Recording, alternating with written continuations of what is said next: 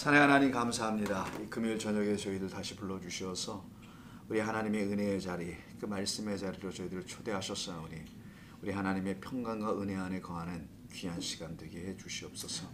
함께하지 못하는 귀한 성도들도 있습니다. 그들에게도 동일한 말씀으로 들려지기를 원하오며 예수님의 이름으로 기도드립니다. 아멘. 자, 여러분 성경 한번 피시고요. 마태복음이죠. 계속해서 네, 쌤 들어오세요. 자, 마태복음 10장.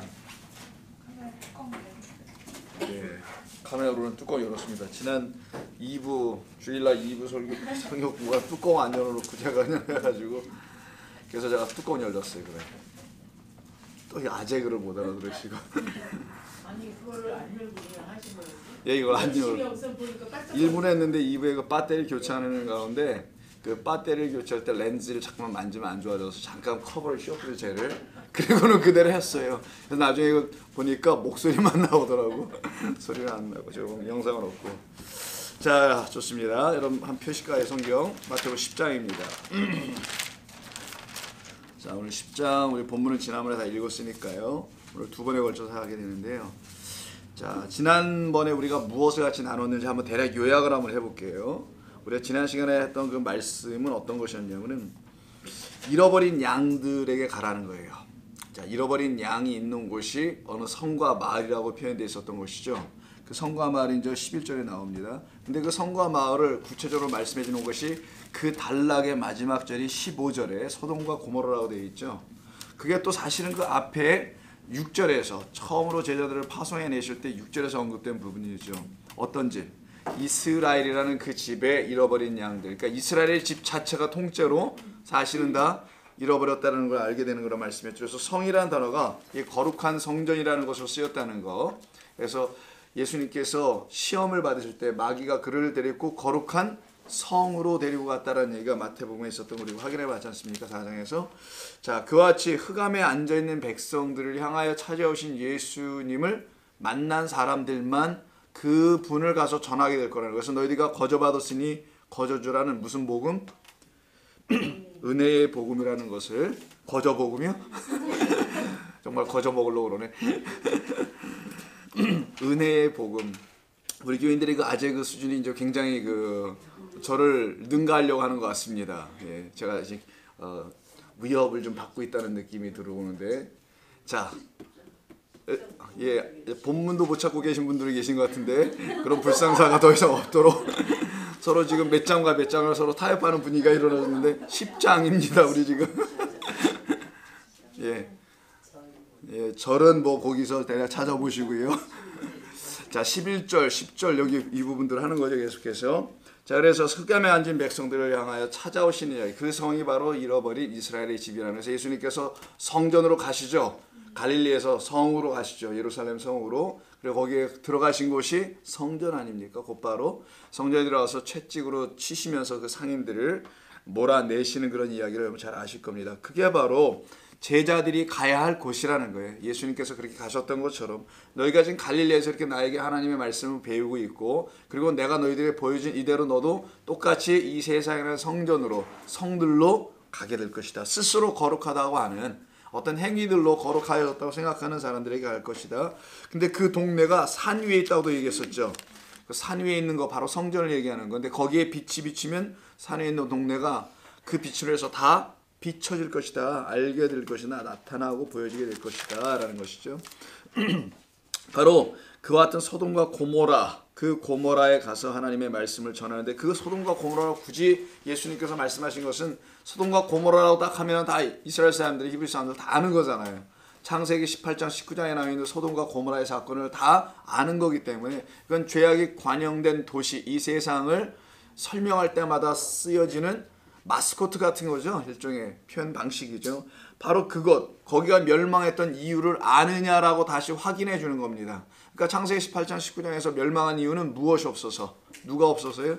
자, 의인이 하나도 없어서. 근데 하나도 없는 것이 그 소돔과 고모라가 없다라는 것이 아니라 소돔과 고모라라는 이 세상, 너희들 제자들이 가야 될 그 세상이라는 것에 그 의인이 없음을 알려줘라. 근데 세상은 의인이 있다 그러죠. 의사 뭐 이렇게 하잖아요. 의로운 일을 행한 사람 안중근 뭐 이런 식으로 우리 그 허효섭 의사 그건 아니네요. 우리 허효섭 장로님은 그런 의사가 아닙니다. surgeon이시죠.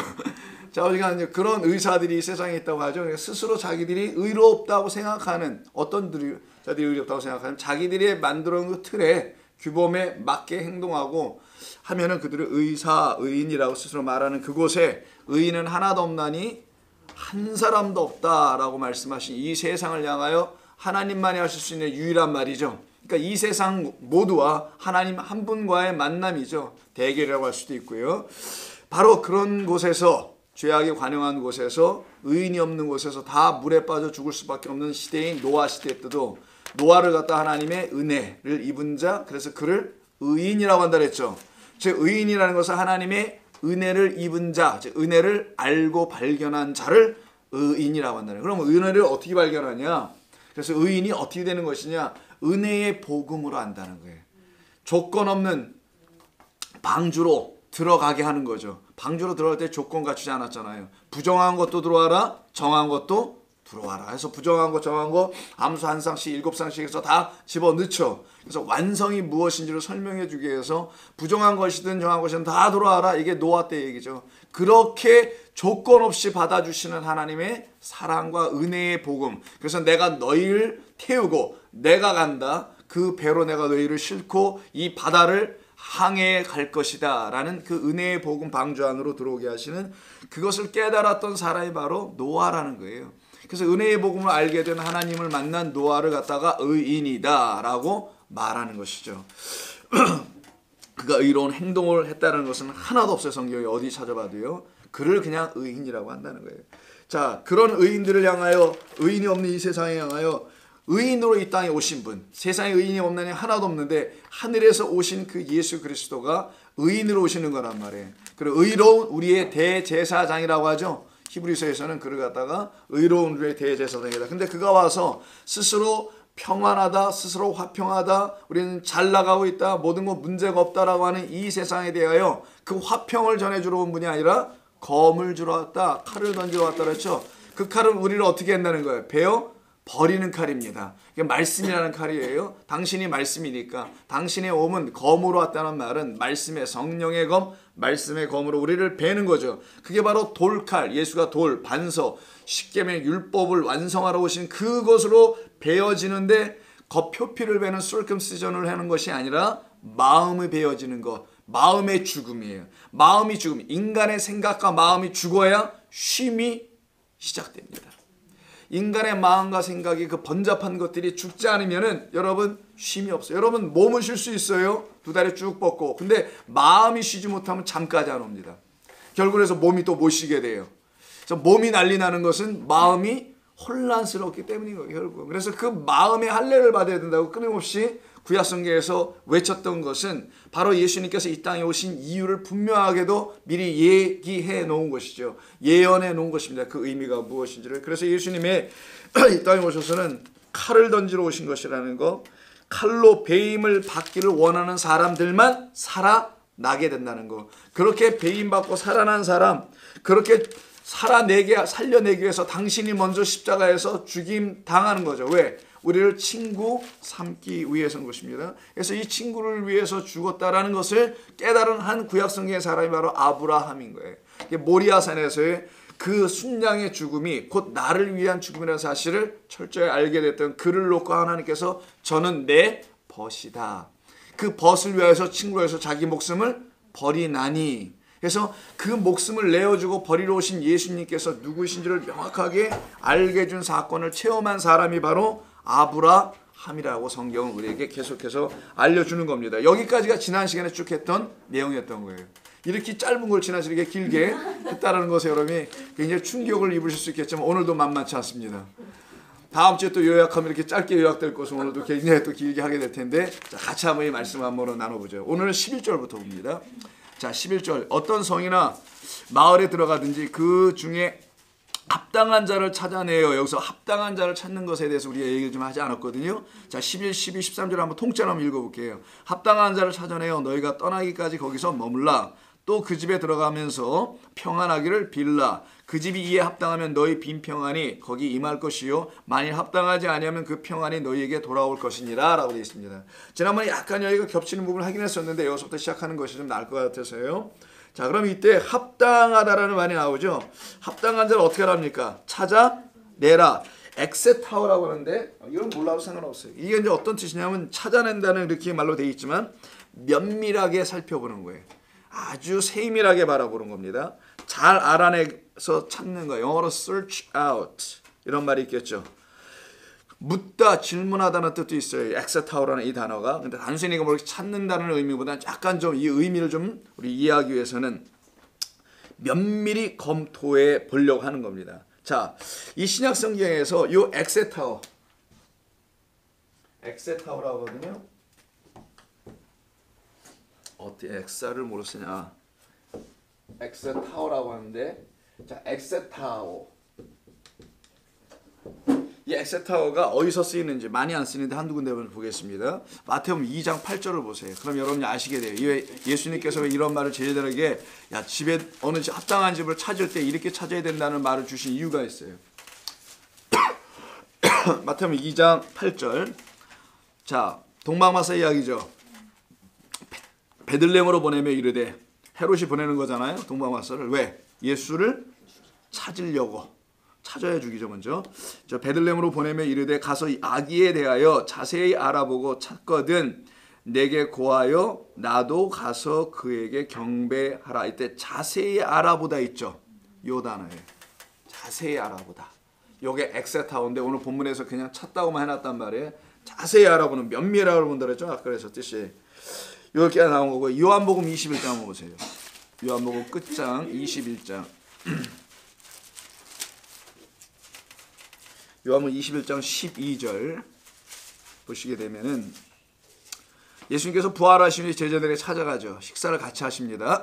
그때 12절 예수께서 이르시되 와서 조반을 먹으라 하시니 제자들이 주님이신 줄을 아는 거로 당신이 누구냐 감히 누구냐고라고 해야 되겠죠. 누구냐고 감히 묻는 자가 없더라 하죠.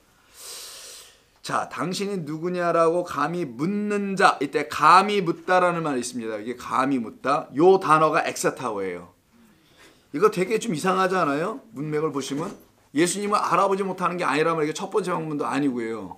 근데 이때 어떻게 예수님이 누구냐고 감히 묻는 자가 없다라는 거 좀 되게 이상하잖아요. 오늘 본문에 뭐라고 그랬습니까? 아까 뜻이 찾아내다, 알아보다 이런 얘기잖아요. 감히 묻는 자가 없더라가 아니라 감히 묻는다는 건 문맥상 맞지도 않고요. 제자들이 이제 더 이상 그가 누군지 자세히 물어볼 필요가 없어졌다라는 말이에요. 감히가 아니고 이거 감히라고 해놓으니까 정말 감이 안 오네. 자, 감히 하지 말라는 어떤 그 제한되거나 뭐 막아놓고 이런 것이 아니라 금지해놨다는 그런 말이 아니고요. 감히 이런 말이 아니고 더 이상 물어볼 이유가 없어요. 부활하신 그리스도를 만났으니 뭘 더 이상 물어봐요. 물어볼 게 없죠. 그 상태인 것입니다. 이때도 쓰는 게 바로 더 이상 자세히 물어볼 필요가 없다. 자세히 묻다라는 거예요. 이 말이 자세히 뭘 알아보다 이런 뜻입니다. 그러니까 예수님께서 제자들을 좀 보내요. 10장 11절에서 가서 찾아봐라. 합당한 자를 찾아볼 때 그냥 막 찾는 게 아니겠네요. 아주 면밀하게 세밀하게 잘 보고하라는 거예요. 이런 것을 전제한 그런 단어가 엑세타오라는 겁니다. 그럼 일단 합당한이라는 말도 좀 알아봐야 되겠죠. 악시우스라고 하는데 악시오스 그냥 발음되는 대로만 써볼게요. 이게 합당한이 이게 요거는 합당한 요거는 면밀히 찾다 알아보다 뭐 이런 거. 이 두 단어입니다 지금. 자, 악시오스인데 마태복음 10장 10절에도 나와요. 이 단어가 10절에서 보죠. 여행을 위하여 배나이나 두벌 옷이나 신발 지팡이를 가지지 말라. 이는 일꾼이 자기 먹을 것 받는 것이 마땅하다 되어 있죠. 여기 마땅하다라고 10절에서 그 단어가 똑같은 거예요. 어디는 마땅, 어디는 합당. 이렇게 다 좀 약간씩 다르게 번역을 했는데 똑같은 마땅, 합당하다라는 악시오스를 번역한 겁니다. 13절도 봐보세요. 13절. 그 집이 이에 합당하면 너희 빈평안이 거기 임할 것이고 만약 합당하지 아니하면 임하지 않는다고 하죠. 그러니까 10절, 11, 13절에서 계속 나왔던 거예요. 똑같은 단어로 악시오스라는 게 마땅하다, 합당하다라는 단어입니다. 자, 직역을 하면은요. 너희들은 잘 살펴서 찾아라라는 거예요. 누가 합당한지, 누가 타당한지, 누가 마땅한지 이렇게 돼 있어요. 원래 본문은요. 누가 마땅한지 잘 찾아봐라. 이거 복음을 전하는 겁니다. 전제는. 그러면 누가 합당한지, 어떤 걸 합당하다로 이들은 기준을 갖고 있어야 될 거 아니겠어요. 그럼 이들이 지금 무슨 복음을 들었다고 했죠? 자, 은혜의 복음을 듣고 나간 자들이니까 하나님의 은혜의 복음으로 오신 하나님의 아들 예수를 전하는 거 아니에요. 지금 나가서요. 그 예수님을 값없는 하나님의 은혜로 영접하기에 합당한 자들. 자, 그 예수님을 알아가야 되는데 그분을 값없는 하나님의 은혜로 영접한다는 것. 뭘 해서 영접하는 게 아니라는 것. 그런 합당한 자를 찾아서 그 집에 들어가서 그에게 복음을 전하라라고 일단 이해할 수 있습니다. 이 말씀을 다시 한번. 하나님의 은혜의 복음으로 오신 하나님의 아들 예수님을 값없는 하나님의 은혜로 영접하기에, 예수님 값없이 우리에게 주시는 선물입니다. 그래서 그를 값없는 하나님의 은혜, 나에게는 무엇을 요구하지 않는다가 값이 없다라는 거예요. 너에게 값을 내가 요청하지 않아, 물지 않아. 너는 낼 수가 없어. 이게 1만 달란트의 빚진 자예요. 그래서 어떻게 해줘요? 그냥 무조건 탕감해줘요. 근데 그는 뭐라고 뻥칩니까? 자기 마누라 새끼 다 갖다 팔고서 그것을 갚어 이렇게 얘기를 해요. 그 주인이 했더니 그럼 뭐라고 대답해야 됩니까? 못 갚아요 라고 해야 될 거 아니에요. 근데 뭐라고 합니까? 갚겠대. 그렇게 해서. 그럼 뭐라는 거예요? 그 사람은 다 팔고 그거 갚겠다라는 거예요. 갚을 수도 없는데 일단은. 그리고 또 그가 또 어떤 마음을 했냐면 자기 처자식을 다 팔아 넘겨서로 갚겠다고 호언장담하고 나간 사람이. 그래 그를 보고 어떻게 합니까? 그 주인이 혀를 찬 거예요. 저렇게 불쌍한 인간. 지 하나 살자고 처자식까지 다 팔아 저렇게 하려고 하고. 그리고 네가 그걸 갚을 수 있는 돈도 아니라 그랬죠. 1만 달란트면 어마어마한 돈이니까. 그 1만 달란트를 무상으로 그냥 줬다라는 겁니다. 도저히 너희들이 갚아낼 수 없는 거, 페이백할 수 없는 것을. 그게 바로 우리 예수 그리스도를 설명하는 거예요. 그게 바로 값없는 하나님의 은혜라는 거예요. 그 은혜인 예수님을 영접하는 것. 자, 그러면 제자들은 그러한 사람을 이 죄악의 도성 소돔과 고모라는 이스라엘 집에서 어떻게 찾아야 할까? 우리는 그런 사람들을 어떻게 찾아야 할까? 같은 질문이겠죠. 어떻게 찾아야 할까? 예수님의 제자들이 이젠 더 이상 자기들의 수고와 율법적인 그 열심으로, 그 율법적 열심으로 그 구원과 영생을 얻을 수가 없다는 것을 깨달아 알았던 거예요. 이게 복음이니까. 바로 그 마음, 그것을 깨달은 그 마음, 그렇게 볼 수 있는 그 눈으로 이 은혜의 복음을 들으려고 하는 자들의 집에 들어가라는 거예요. 똑같은 마음으로. 그 마음 가지고 들어가고 그 마음을 가지려고 하는 자들에게 찾아가라는 거죠. 그리고 자기들과 똑같이 오직 그 은혜만을 구하는 자들, 하나님의 은혜로만 구원받아야 한다는 것을 알기를 원하는 자들. 그게 무슨 말이야? 한번 알아보고 싶어. 처음 듣는 말이네. 라고 알기를 원하는 자들. 그런 자들을 찾아내라는 겁니다. 더욱이 이 합당한 악시오스가 마태복음 10장 37절, 아직 10장에 보면 37절 나중에 하겠습니다. 한번 위에 가서 보죠. 37절. 자, 6절서 볼게요. 사람의 원수가 자기 집안 식구라.